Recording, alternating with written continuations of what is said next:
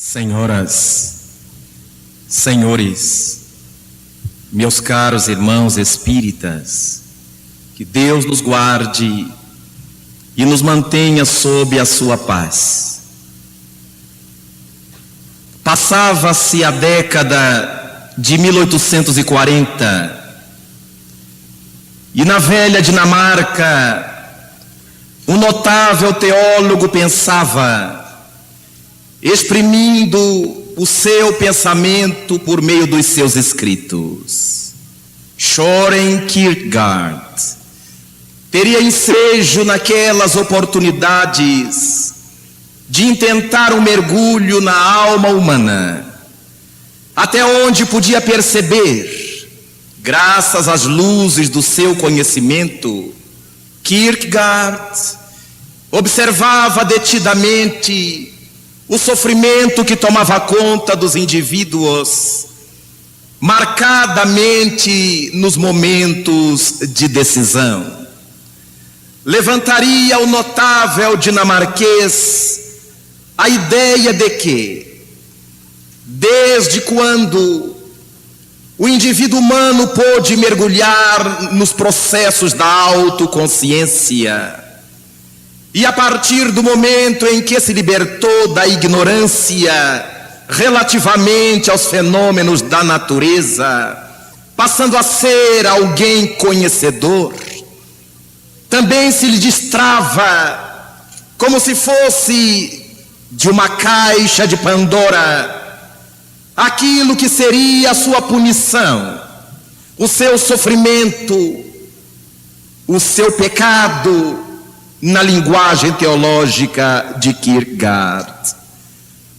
Nasceu-lhe o pavor, surgiu-lhe a angústia. E Kierkegaard será agora o pensador da angústia, porque dirá que dentre os fenômenos caracterológicos do ser humano, aquele que lhe é mais característico, aquele que lhe causa a maior dose de angústia, é o fenômeno da morte.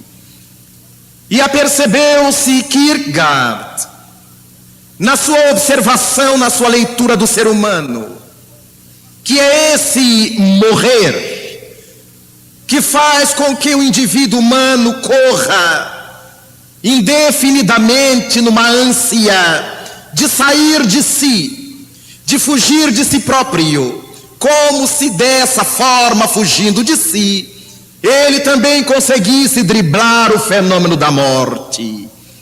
Mas, paradoxalmente, afirmará o pensador, esse indivíduo começará a balançar entre duas realidades, a trepidar diante dessa realidade, a morte, e buscá-la, ainda que diga que dela deseja fugir, ainda que no seu mais profundo inconsciente, termo mais tarde apresentado por Sigmund Freud, ele deseje a vida, nas suas realizações ele marcha no sentido da morte.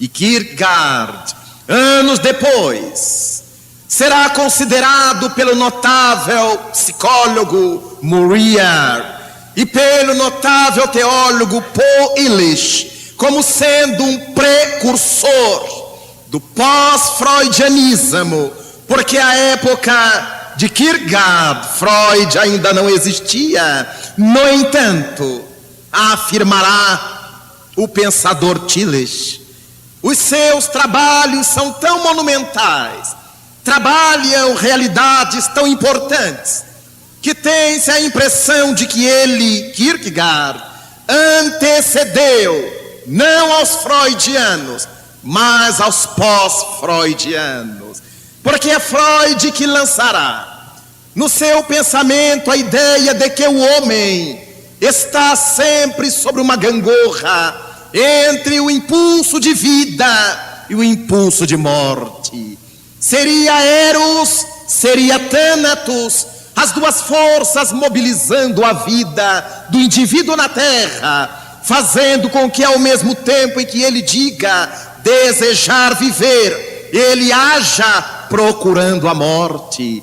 Essa realidade apresentada em ligeiras pinceladas por esses dois pensadores relativamente ao instinto de vida e de morte dos indivíduos. A angústia na palavra de Kierkegaard e essa busca de vida e de morte, essa peleja entre a vida e a morte nas palavras de Freud, certamente caracterizarão a nossa trajetória sobre o planeta. Uma notável escritora de livros infantis, Sylvia Orthoff, desencarnada no ano passado, teria a oportunidade de publicar um dos seus livros infantis, cujo título e cuja história são muito interessantes.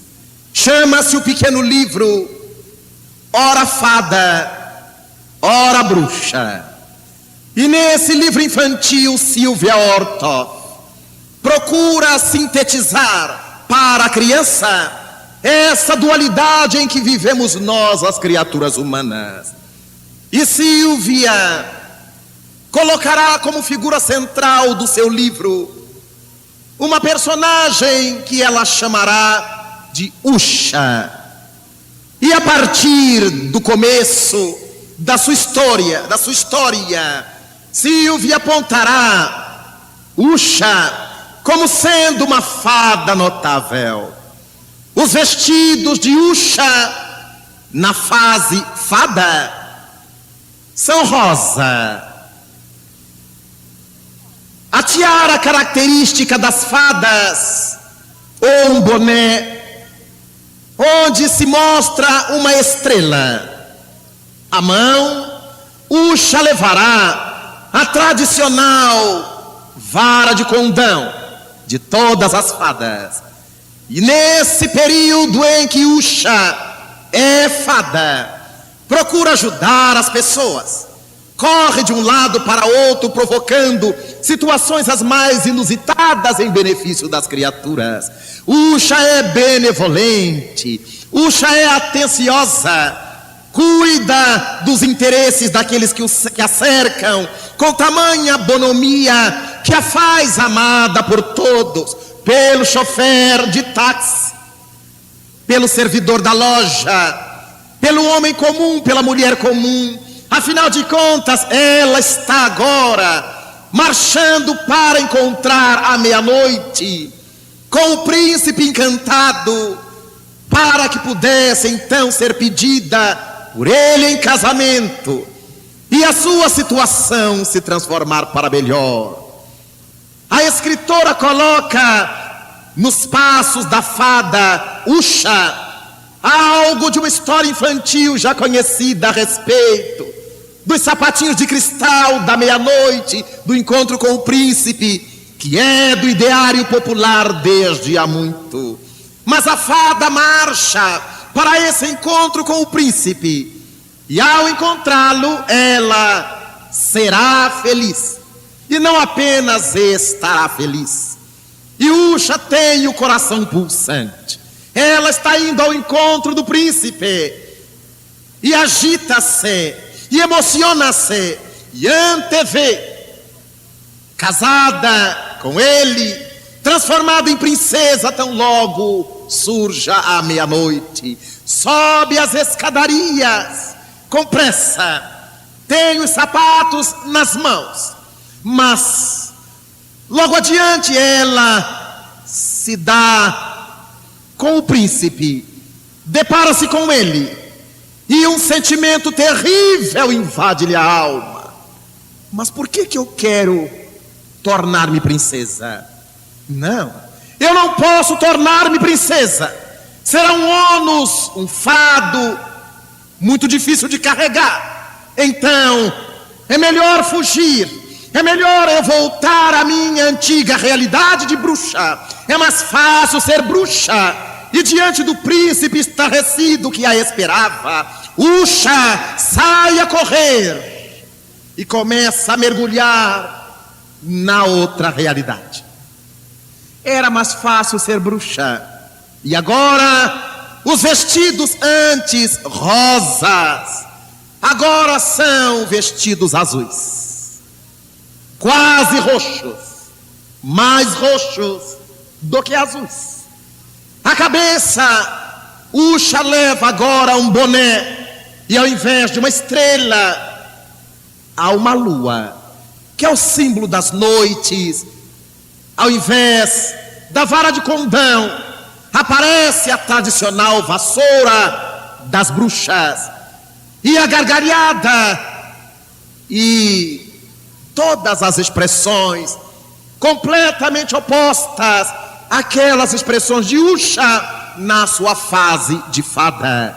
Silvia Ortov tem o cuidado de colocar o cenário onde agora respira a bruxa Usha, um cenário das famosas teias de aranhas, obscuro. E nessa fase, a bruxa Usha trata de pregar as peças mais inconsequentes nas pessoas. Dá-se por feliz quando consegue pregar uma peça, causar um mal-estar, dificultar alguém, perturbar a vida das pessoas. E diz na sua insanidade de bruxa o quanto é bom ser bruxa, revirar, remexer aquele caldeirão terrível, onde todos os sentimentos torpes, onde todas as pulsões beligerantes, tormentosas, viciosas, ali estão mescladas para que ela pudesse se utilizar desse alimento deteriorado do caldeirão das bruxas. Termina a história com a autora situando aquela personalidade, aquela jovem, aquela mulher, aquela criatura que ora se tornava fada, que ora se fazia bruxa, como uma criatura aparentemente normal, preocupada com seu computador e vivendo agora com as suas preocupações eletroeletrônicas. No meio da história da fada e da bruxa, há espaço para que ela demonstre que aquele indivíduo, fada, bruxa, era um indivíduo como nós, que tem seus anseios pela tecnologia e vai buscar trabalhar no seu computador. Pensamos dedicadamente, delicadamente, nessa dualidade apresentada por Silvia Ortov para as crianças. E possivelmente as crianças se darão conta de que era uma pessoa engraçada, Usha, porque havia momentos em que era uma pessoa boa, havia outros momentos em que se fazia uma criatura má, perniciosa. Mas dificilmente a criança penetrará nessa psicanálise freudiana, nessa psicanálise ou teopsicanálise de Søren Kierkegaard, para perceber que nós somos exatamente assim. Nós somos como Usha, temos em nós essa bilateralidade, temos essa angústia, a mais terrível, a de morrer, mas ao mesmo tempo tememos a felicidade, nos encaminhamos para a felicidade, mas tememos ser diferentes daqueles que gostam e gozam a infelicidade. É dessa forma que, ao percebermos escritores de diversas épocas que trabalham a questão do indivíduo humano frente aos seus conflitos, acharemos essa dualidade expressa de múltiplas maneiras para nos levar à reflexão de que estamos sobre essa gangorra do alto e do baixo, do feio do bonito, do bem e do mal, do yin, do yang. Dessa forma, somos bilaterais, somos indivíduos dicotômicos, carregamos em nós essa dualidade. E pensar que o nosso discurso é pró-felicidade. o notável Kierkegaard dirá numa notável obra de sua lavra sobre a angústia, que é muito difícil para o indivíduo humano viver feliz na terra por uma razão, segundo Kierkegaard. Ele não pode ser uma criatura definida, nem ele é totalmente animal, nem é totalmente anjo. Ele é, isto sim, afirma Kierkegaard, uma síntese. E porque ele é uma síntese, ele carrega em si elementos da fera e elementos angelicais. E é a partir daí que o homem, o indivíduo humano, tem essa dualidade expressa nos seus comportamentos, na sua relação com o mundo, na sua relação com as outras pessoas, na relação consigo mesmo. Bastará que nós olhemos à nossa volta e perceberemos que não há uma criatura sã, entre aspas, sem entrarmos na discussão do conceito de sanidade. Mas dentre nós, nenhuma criatura sã terá dúvidas em afirmar que preza a sua saúde, que gosta da sua saúde, que quer a sua saúde, pretende mantê-la, mas enquanto conversa isso conosco, puxa do bolso seu abençoado e desgraçante cigarro. É abençoado que ele diz que o acalma, que lhe dá serenidade, e é desgraçado porque ele rouba a saúde que ele está jurando que quer preservar. A sociedade realiza as festas comemorativas dos mais variados episódios, mas é impossível que falte a glutonaria, é impossível que falte a alcoolatria. E a partir daí estamos diante dessa bipolaridade do indivíduo que diz prezar a saúde, mas ele está indo à cata da patologia, da doença. E nesses dias em que o homem investe recursos nas pesquisas para alongar a vida, para melhorar a qualidade de vida, o computador resolvendo os mais enigmáticos problemas da vida, também nunca se viu na terra o incremento da drogadição, como se vê nos dias de hoje. Homens, mulheres, jovens de todas as idades e crianças, religiosos ou ateus, materialistas ou espiritualistas, mergulhados nessa fossa letalizante da morte que a drogadição representa. Thanatos e Eros. Eros representando o impulso de vida, Thanatos, o impulso de morte. Vivemos discursando a favor de Eros, mas a nossa prática, em tese, é a favor de Thanatos. É a partir dessa dualidade que vamos identificando a nossa infelicidade, porque não temos ainda a devida coragem de assumir posições pró-Eros, e gradativamente, já que não pode ser uma obra repentina, irmos doutrinando Thanatos e fazendo com que ao longo do tempo Thanatos possa privilegiar em si o impulso de Eros, possa incorporar em si o impulso de vida. Em síntese, para que transformemos o instinto de morte ao qual se dirige Freud para a conquista da vida, Eros e Thanatos. Nós temos vivido assim. As criaturas, em tese, somos boas pessoas. Olhamos os indivíduos e todos são bons indivíduos. E têm os seus momentos, e têm as suas fases. Há alguns momentos, algumas fases mais duradouros do que outras, mas todos nós somos ora fadas, ora bruxas. Às vezes chegamos a verbalizar isto. Há criaturas que nos dizem: eu sou muito bom, mas não pise no meu calo.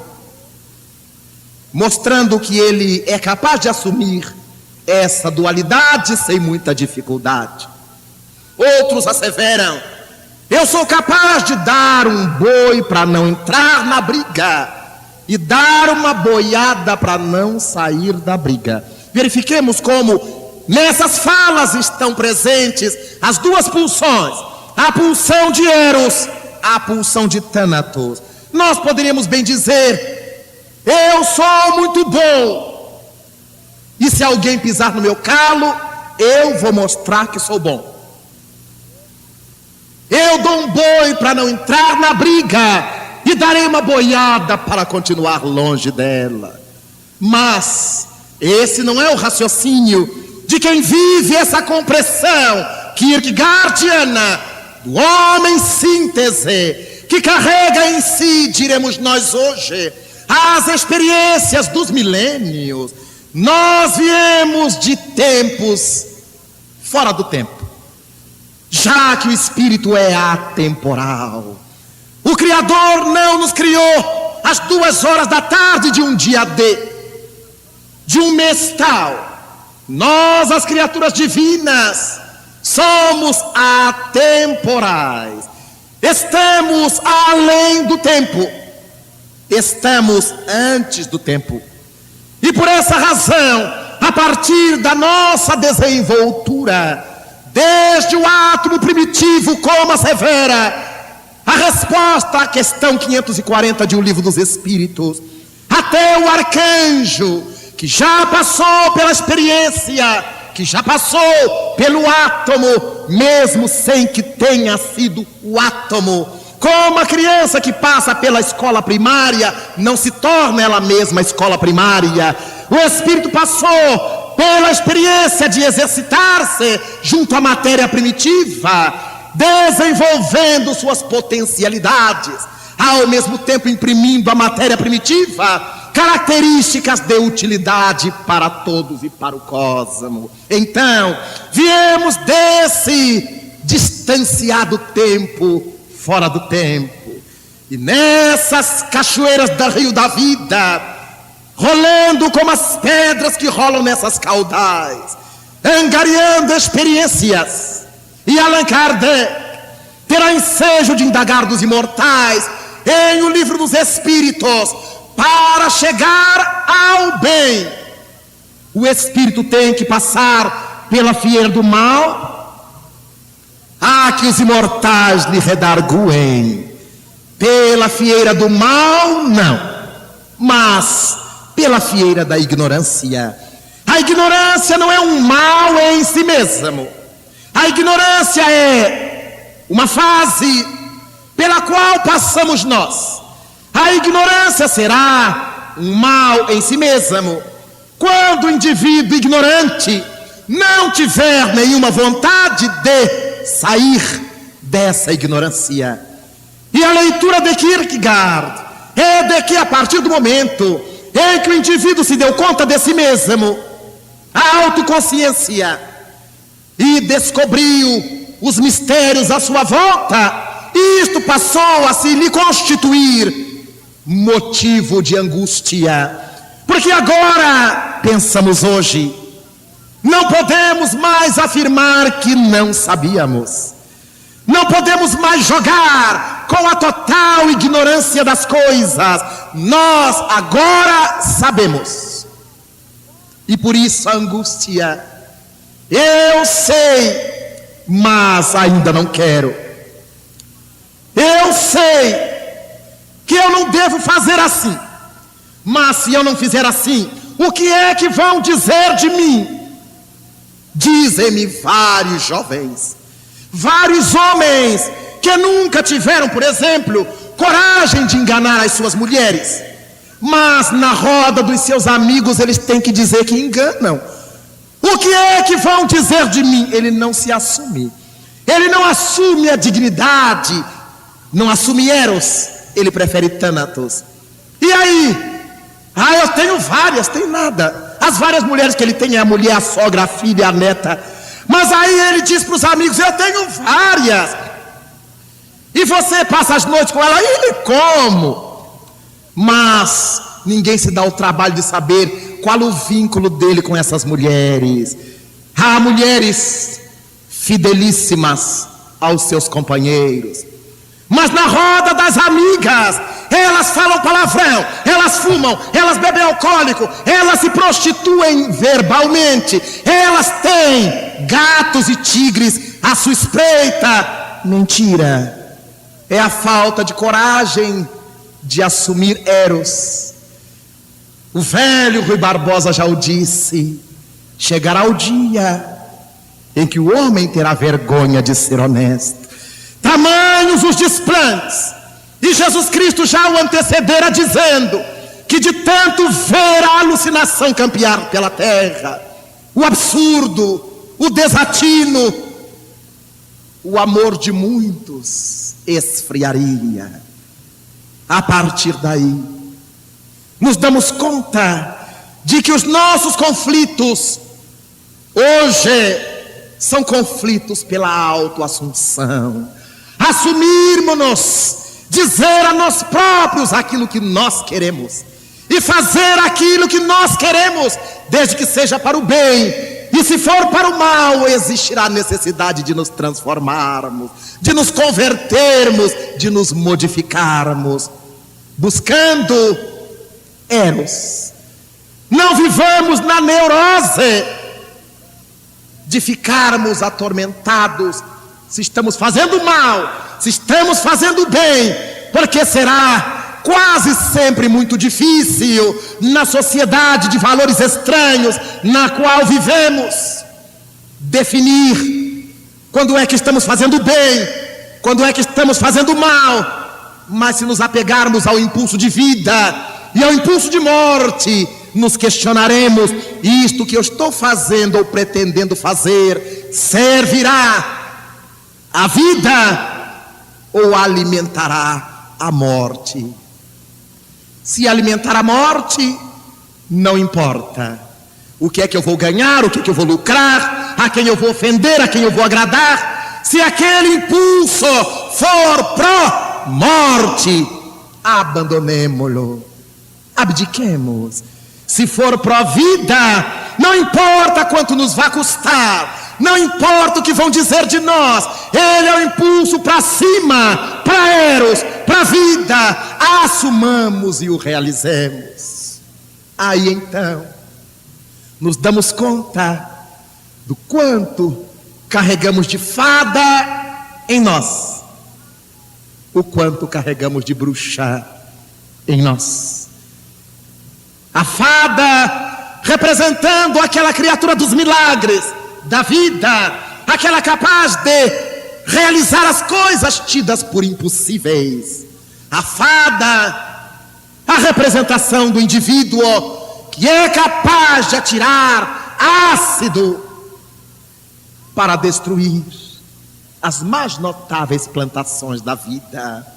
A bruxa é aquela criatura que não trepida em caluniar, em mentir, em exagerar para baixo, de modo a criar um conflito, criar uma conspiração. A fada é esse impulso do indivíduo de sair de si ao encontro da necessidade alheia. Quando em nossas cidades ocorre, por exemplo, um flagelo e vemos como a comunidade se une, pomos para fora a nossa fada interna, pelas coisas que vimos, pelo noticiário chocante, pela dor à nossa volta. Nós que temos horror à morte, teoricamente, começamos a buscar o impulso de vida. Abrimos as gavetas, abrimos as nossas contas bancárias, abrimos a nossa casa, a nossa despensa, abrimos a nossa boca, o nosso coração, tudo para atender de modo fada as necessidades alheias. Mas passou a crise e uma dessas pessoas atendidas passou por nós na rua e não nos saudou, não fez as mesuras que gostamos tanto de ver, e já nos cansamos de ser fadas. A gente faz caridade neste mundo, aí o que recebe? Olha a ingratidão, eu não faço mais caridade a ninguém. E incorporamos a bruxa, porque ainda não tínhamos transformado essa bruxa. Guardávamos nos nossos depósitos ídicos, no nosso id freudiano, os trastes velhos, aquilo que a gente não quer que fique na sala de visitas, mas também tem pena de pôr fora, nós pomos no porão. E um belo dia essas coisas do porão podem vir à tona, e a gente relança a moda do traste velho enfeitando a sala. Então há tantas bruxas no nosso porão, e muitas vezes essas bruxas eclodem e nos surpreendem. Nunca pensei, dizemos, que eu fosse capaz disso, porque não estamos habituados a fazer essa viagem do autoconhecimento. Um sábio da antiguidade já vou-lo disse: conhece-te a ti mesmo, conforme encontramos na questão 919A de O Livro dos Espíritos, uma resposta dada por Santo Agostinho. Um sábio da antiguidade já vou-lo disse. E quando trabalhamos para nos autoconhecer, identificamos nossas porções fada e nossas porções bruxa. Não significa que ao identificá-las extirparemos a bruxa, mas começaremos a ficar de olho nela. E a isso chamamos vigilância com o nosso comportamento. Sabemos as coisas que nos aborrecem, as coisas que nos entristecem, as coisas que nos injuriam, e passamos a trabalhar nessa zona comportamental. Antes dizemos: como é que fulano teve a coragem de fazer isto comigo? Quando nos damos conta dessas realidades, passamos a pensar diferente. Ora, se fulano faz com todo mundo, como não faria comigo? Quando nós nos estudamos, passamos a compreender melhor as coisas ao nosso redor. E diante do impulso de morte, perguntamo-nos: o que é que Deus quer de mim? Ao invés de nos perguntarmos: por que é que Deus me pôs aqui? Que mal eu fiz a Deus para estar neste mundo? Eu acho que eu nasci fora de época. Eu acho que eu não mereço isso. Quando nós nos vamos conhecendo, nós dizemos: eu mereço isto e mais alguma coisa. E Deus, o Criador, que é amor, que é justiça perfeita, consegue fazer com que eu acerte em parcelas suaves os equívocos que nós geralmente cometemos a atacado, a grosso, e vamos pagando a retalhos. É a partir daí que esse indivíduo, fada, bruxa, começa a domar a bruxa e a enaltecer a sua fada, porque essencialmente nós somos bons, somos lucigênitos, somos filhos de Deus, somos filhos da grande luz. Essencialmente nós somos luz, momentaneamente luz coagulada, luz congelada, luz materializada. Mas depois desse congelamento dessa luz, nós começamos a voltar para o Criador. Estamos na fase da luz matéria, da luz partícula, e começamos a sair para a luz onda, para a luz energia mais pura, energia mais rarefeita, porque todo o universo pulsa energeticamente. Então, somos todos filhos do grande rei. Então somos todos príncipes, somos todos princesas, somos todos herdeiros dessa felicidade. Enquanto não nos transformarmos essencialmente Estaremos carregando a felicidade como quem leva penduricalhos. E ao mesmo tempo estaremos levando as tristezas como quem carrega penduricalhos. E tudo que nós temos, os penduricalhos, podemos perder, podemos deixar de ter. O que nós não perdemos mais, o que não mais deixamos de ter, é aquilo que a gente é. Então, Jesus Cristo nos advertiu para que procurássemos os tesouros que o ladrão não rouba, que a ferrugem não consome e que nem a traça pode corroer. Só os tesouros internos. Todas as outras coisas externas ficarão. Então, nos damos conta das razões que nos levam a verbalizar tantas vezes: eu perdi a paciência. Era um penduricalho que eu levava. Eu usava a paciência quando me convinha. Para falar com o patrão, quem é que fala com o patrão de maneira impaciente? Senão perde o emprego. Então a gente usava a paciência. Sim, doutor, o que o senhor quer? Quer um cafezinho? O senhor quer que eu traga? Ah, miserável. Mas a gente o trata com aquela paciência estudada de quem sabe que se não for assim, vai levar a pior. Mas nós ainda não somos pacientes. Por isso nós perdemos. Perdi a paciência. Era um penduricalho que agora eu tenho que arranjar outro para pôr. Outros dizem: eu perdi a paz. Mas não era pacífico ainda. Carregava a paz como adorno. Há pessoas que falam mole, irmãzinha, irmãozinho. E quem olha assim: meu Deus, que paz. Controle emocional. A pessoa é controlada, e é graças a esse controle que nós vamos disciplinando para chegar lá. Mas há momentos em que no meio da estrada do controle vem um trambolho, e a nossa síntese anjo animal não resiste. E o animal grita, e o animal estertora, e o anjo não consegue se exprimir. Nós todos carregamos esses penduricalhos. Por isso dizemos: eu sou muito bom, mas não pise no meu calo. É que a gente ainda não é.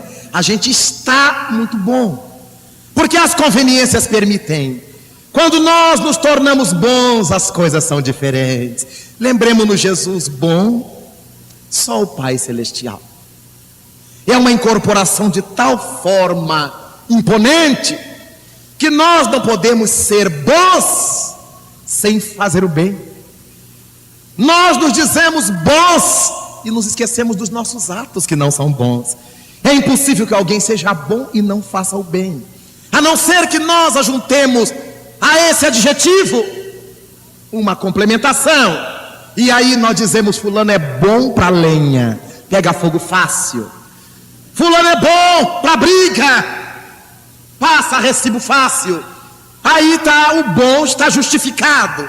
Mas se quisermos dizer o bom da bondade, aí não dá para entender que alguém seja bom até o momento que se pise no seu calo.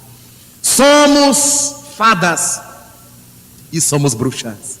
A doutrina espírita vem trabalhando essa dicotomia da alma humana desde Paulo de Tarso, no Novo Testamento, identificando essa realidade da compulsão, da impulsão, do instinto, advindo dessas experiências milenárias do homem que veio dos princípios mais remotos, simples e ignorante, até chegarmos a essa realidade da razão, da volição, da vontade, bem ou mal executada, mas da vontade, até chegarmos aqui, largos e largos milênios.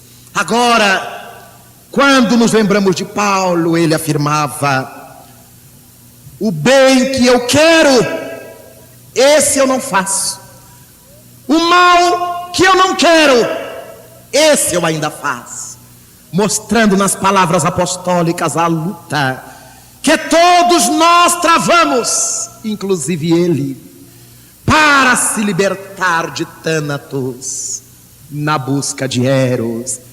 E mais tarde dirá o próprio Paulo a respeito do homem novo, na contraposição ao homem velho. Existe em nós essa dualidade que Silvia Ortoff chamou de fada bruxa e que Paulo de Tarso chama homem novo, homem velho, que a psicanálise chama de Eros e Thanatos. A partir daí, vale a pena pensarmos na magia dessa doutrina espírita, na maravilha desse espiritismo, que vem falar-nos a intimidade da alma, não para nos condenar. Nenhum de nós está irremediavelmente perdido nas combustões infernais. Nenhum de nós se acha perdido no tonel das Danaides. Nenhum de nós se acha nos infernos das mais variadas tradições mitológicas. Estamos, isto sim, num campo de batalhas, em que, na condição de lutadores, perdemos algumas lutas, mas o importante é que não percamos a luta final. Há algumas lutas do campo terrestre nos levam a vitoriar, e às vezes nos perdemos aí. Já achamos que ganhamos todas as virtudes, já consegui isto, mas há outras coisas a conquistar, não deveremos cochilar. E Paulo de Tarso prossegue a nos chamar a atenção. Aquele que pensa estar de pé, cuide e não caia. Aquele que pensa que já está tudo bem, tenha cuidados e não caia. O espírito André Luiz, através da mediunidade de Francisco Cândido Xavier, dirá que depois de centenas de quilômetros de uma viagem, o último quilômetro ainda reserva ao viajor inumeráveis surpresas. Então, há necessidade da vigilância, e afirmará Jesus Cristo: aquele que perseverar até o fim, também esse último quilômetro, este sim encontrará felicidade. Esse encontrará essa salvação, entre aspas, elaborada pela nossa própria luta. Este encontrará Eros, esse encontrará a vida. Eu vim para que tenhais vida, mas não uma vida qualquer, não uma vida comum, mas vida abundante. Vós sois deuses, já vou-lo tenho dito, vós sois deuses. O que eu faço, podereis fazê-lo e muito mais. Jesus Cristo houvera se tornado fada, essencialmente fada, e percebendo nossa dualidade fada bruxa, propunha-nos esse desafio: vós sois deuses, espíritos perfectíveis. O que eu hoje estou fazendo, entre parênteses, depois da minha travessia evolutiva, depois dos meus esforços, das minhas lutas, da minha conquista, vós podereis também, depois que houvermos feito o mesmo. É essa doutrina espírita, nesses 141 anos, que vem tentando nos fazer amar a nós mesmos, como propõe o Evangelho. Ter cuidado com a nossa síntese e procurar adicionar a essa síntese de vários caracteres, formada de vários elementos, maior porcentagem de elementos luz, de elementos imponderáveis, de elementos superiores. Somos ainda fada bruxa, mas o importante é que avaliemos a quantidade de fada que já existe em nós, a qualidade e quantidade de bruxas que ainda remanescem em nós. Importante que permitam-me o neologismo, a nossa fadização esteja maior do que a nossa bruxação. Importante que o nosso impulso pró-fada esteja na mesma dimensão do nosso impulso pró-vida, pró-felicidade, para que não nos perguntemos mais: por que, Senhor? Já sabemos por quê. Allan Kardec estabelece com os espíritos bons que, se quisermos saber o que nós fomos em outras existências, não há necessidade de nenhuma revelação exterior. Basta avaliarmos o que somos, os impulsos que temos, os instintos que temos, os desejos que temos, os impulsos. E quando alguém pergunta aos imortais, e esse alguém é Allan Kardec, é sempre válido o primeiro impulso. Os espíritos redarguem: depende de qual seja esse primeiro impulso. Há tantos de nós marcados por essa fada bruxação, que agride, que fere o semelhante no impulso. Quando eu vi, já tinha feito. A gente precisa ver antes, e a isso se dá o nome de vigilância. Eu tenho que avaliar os resultados da minha ação antes de cometê-la. Eu perdi a cabeça, era um adorno, ainda não era uma pessoa cabeça, como diz a juventude, não havia ser conquistado. Quando perdemos a cabeça, perdemos umas tantas coisas junto, porque perdemos a paz, que era um adorno, perdemos a alegria de viver, que ainda era um exercício de conquista, perdemos tudo que ainda não nos era conquista. Então, vale a pena pensar nesse imponente espiritismo, 140 anos depois, desse jornal de estudos psicológicos, 140 anos em que Allan Kardec, para facilitar a penetração do pensamento espírita no seio das massas, lançaria esse trabalho para auscultar a opinião pública relativamente à nova doutrina, quando ele tem a lucidez de refletir na importância de um periódico que pudesse circular, levar mensagens, trazer mensagens. Ele antecedia a essa era notável das comunicações. Ele sabia a importância do fenômeno comunicação e entendia que nada obstante o livro penetre no seio das comunidades, é mais difícil do que um panfleto, do que uma página, do que um jornal, que as pessoas levam de qualquer forma, dobram, põem no bolso, e dessa maneira é mais fácil e mais acessível a que as criaturas dele se apoderem. É daí que a Revista Espírita, que esse jornal de estudos psicológicos, ao chegar à terra francesa, tivesse provocado o impacto que provocou. E nesses dias em que aqui estaremos a falar dessa mensagem formosa, desse trabalho notável de Allan Kardec, que valorizemos a nossa vida na terra sob a luz do Espírito Consolador, que seja para nós, os que estamos trabalhando por crescer, o que estamos desejosos de avançar, que seja o pensamento espírita, não uma cadeia que nos impeça o exercício do livre-arbítrio, mas o instigador desse livre-arbítrio, para que nós possamos saber escolher, aprender a escolher o que seja melhor, pró-fada, pró-vida, pró-homem novo.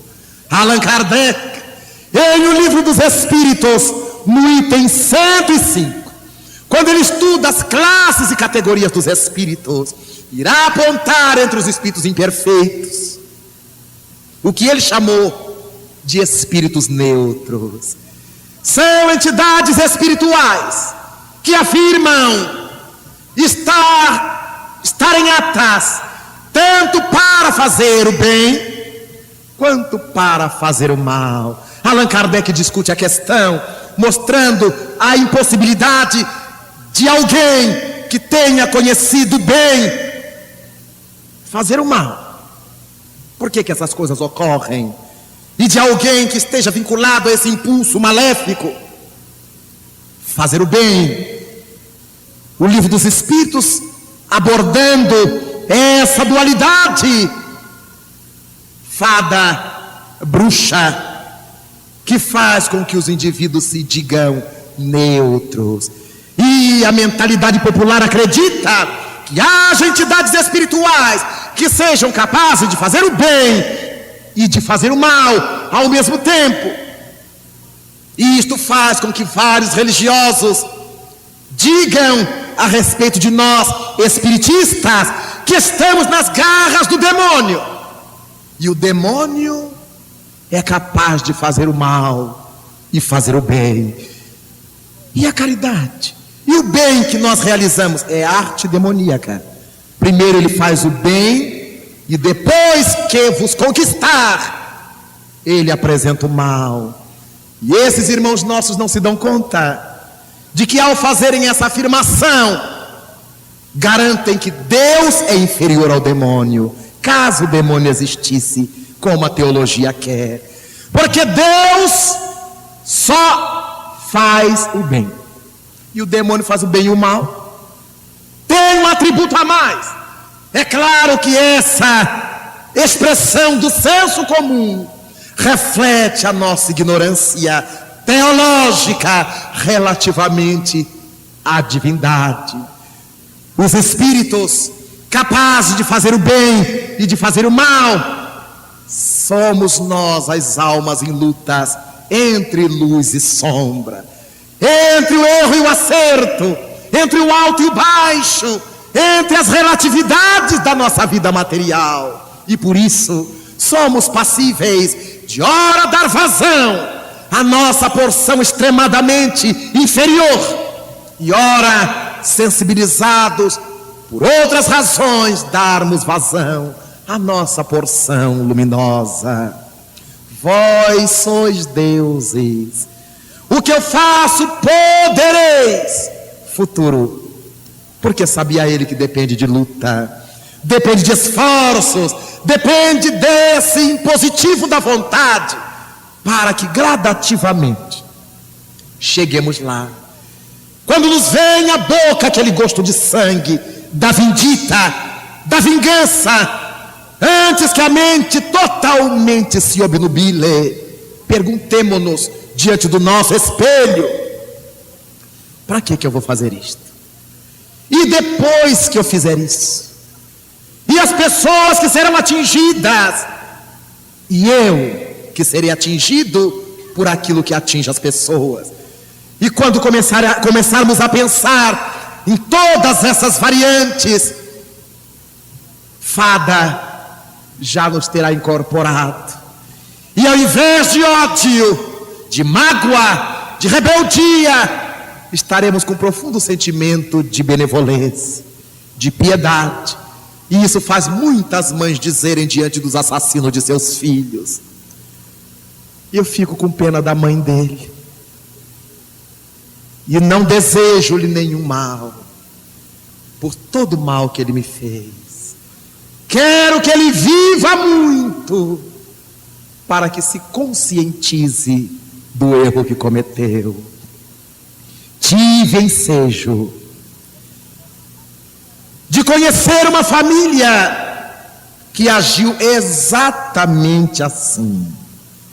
Sua filha, jovem, profissional bem-sucedida, em São Paulo, foi assassinada brutalmente pelo próprio esposo desatinado.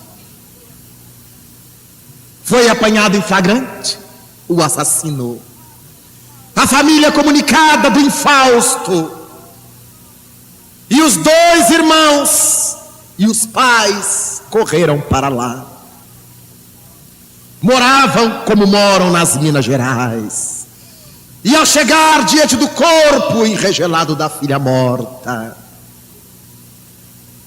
eles choraram de emoção. Ah, minha filha, que pena que você tinha que sair da terra de uma forma tão violenta. Mas Deus não erra. Lamentavelmente, seu marido quis tornar-se a mão da justiça. Mas Jesus Cristo havia informado para todos nós que o escândalo é necessário. É necessário que ocorram as dificuldades. É necessário que nós resgatemos o que devemos. É necessário que haja sofrimento na terra. É necessária a luta humana. Mas ai de quem provoque ao indivíduo tudo isso e cada uma dessas coisas. E aquela família foi ao encontro do assassino. E todos preocupados com as reações. Aquela mulher, mãe da falecida, com o coração de mãe profundamente encharcado de amor, abraçou-se com ele e começou a chorar. Por que é que você fez isto? Se nossa filha estava cometendo algum engano, por que não conversou conosco? E aquele homem brutalizado por a bruxa, no momento de insanidade, tendo cometido aquele desatino, desabou. Esperava escutar impropérios para revidar com outros impropérios, mas encontrou a ânfora de amor aberta e começou a chorar. Pediu perdão, porque estava sob efeito de drogas. E até hoje, a família da esposa morta é a família que ele tem porque o visita no cárcere. Atende-o. Lê o Evangelho segundo o Espiritismo para ele. Entende-o. Os irmãos, seus cunhados e seus sogros, até hoje. Logo, não foi um impulso de momento, não foi uma atitude pró-mídia para que os periodistas escrevessem. Era a verdade que a doutrina espírita lhes havia ensinado a viver. Eles sabiam que sua filha não estava inocente diante das leis da vida. E aquele homem foi o infeliz que resolveu tomar a si o que caberia às leis divinas realizar. Então, há tanta gente à nossa volta cuja parcela de fada é muito maior do que a parcela de bruxa. E por que é que nós não podemos fazer o mesmo? Cada qual na sua luta, esforçando-se por realizar o melhor. E a Revista Espírita, nas suas expressões mais especiais, já que Kardec trabalha as notícias do cotidiano, trabalha as notícias importantes da filosofia, conquistas científicas, as coisas da religião, os encontros, as correspondências, inclusive com elementos espíritas do Brasil, com seu movimento nascente, principalmente cartas de Luiz Olímpio Teles de Menezes, que Allan Kardec insere em Revista Espírita para mostrar todos aqueles que com ele intercambiavam notícias. É uma mensagem que nos faz perceber a importância dessa vida cotidiana. É ali, também ali, que ele desmitifica a questão da religião espírita, mostrando no seu último discurso, encarnado na Sociedade Parisiense de Estudos Espíritas, a afirmação por sua boca de que filosoficamente o Espiritismo há de ser uma religião. Nesta noite, gostaríamos de deixar-lhes essa pauta de reflexão. A nossa dualidade. A quem serve essa dualidade? Velha conhecida da humanidade. Bastará que nos recordemos do primeiro livro de Reis. Bastará que nos lembremos do desafio de Elias dirigido a Acabe, que era um príncipe e ao mesmo tempo sumo sacerdote do deus Baal Zabub, o deus pagão em Israel. E nesse desafio que Elias lhe faz, para que os dois deuses se manifestassem, Elias grita ao povo de Israel, representado pelos homens no Monte Carmelo: até quando, ó Israel, claudicareis entre dois senhores? Ou bem Baal, ou bem Yahvé? Até quando claudicareis? Até quando balançareis entre dois senhores? E se dá o desafio sangrento com a decapitação dos 450 sacerdotes de Baal, a mando de Elias. Desde os tempos de João Batista, dirá Jesus, referindo-se a Elias, o reino dos céus é tomado pela violência e lança seus ensinos de paz e mansidão. O tempo passa e hoje ainda, quase 2 milênios depois de Jesus, estamos na luta com a nossa dualidade.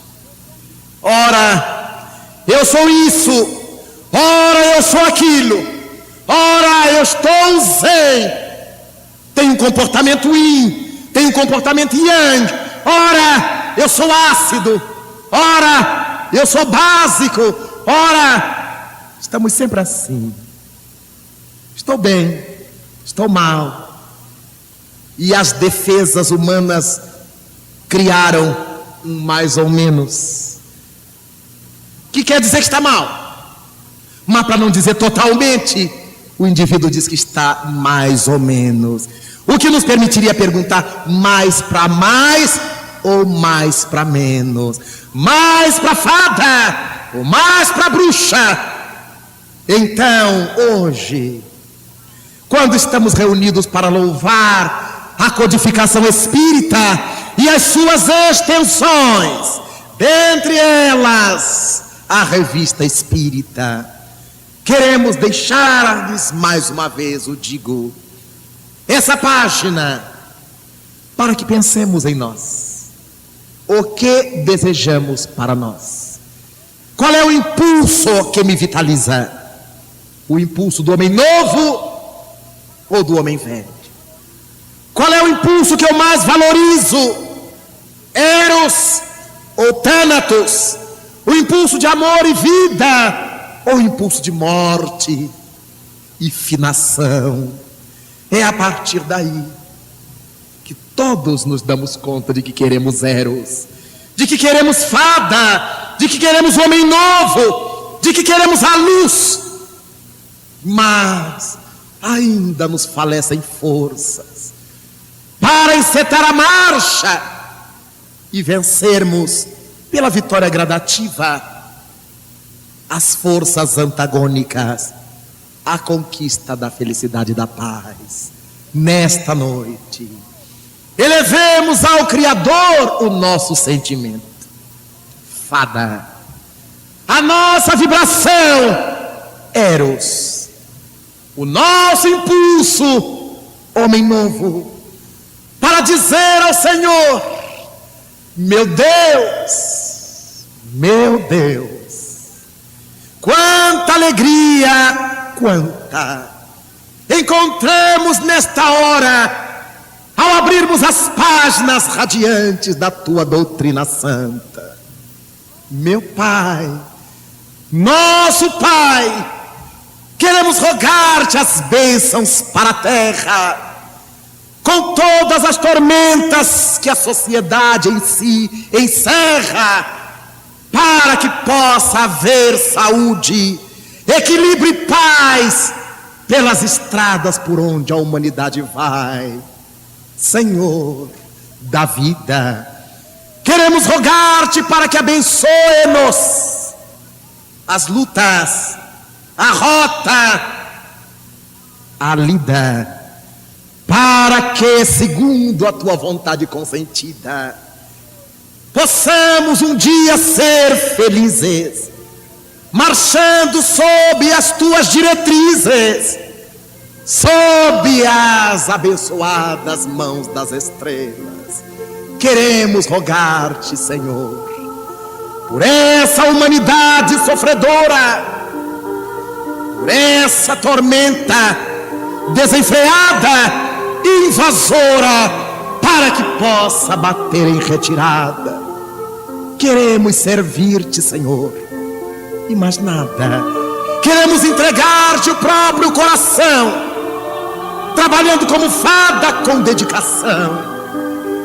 Queremos, nesta luta acirrada por um mundo melhor, dizer-te, Senhor, que nós o amamos e pedir-te que releves a nossa insanidade, porque tu nos conheces em profundidade e podes ler tudo quanto não conseguimos te dizer.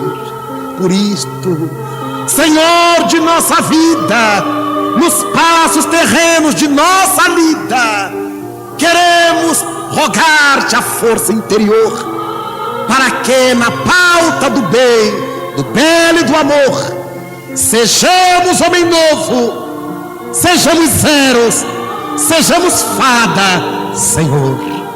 Muito obrigado, Pai da vida, muito obrigado, meus irmãos.